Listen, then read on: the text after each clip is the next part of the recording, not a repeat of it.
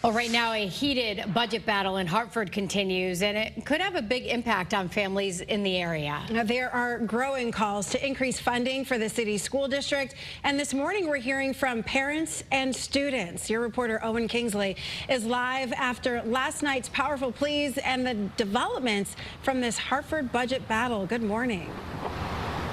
Good morning. Let's go back to last night. It was there that we watched teens and their parents lining up to explain the opportunities that they have missed out on at school and tying it directly to a lack of funding. Opportunities they fear will disappear while facing this massive budget gap.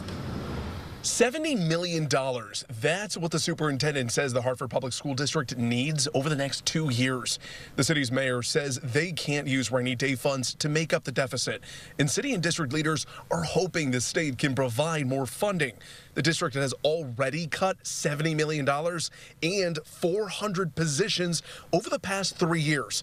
Last night, we heard from students, parents, and teachers who say they are feeling those cuts every day in school. I've seen opportunities diminish just as fast as they presented themselves, such as the chorus class I was partaking in until it was no longer deemed necessary.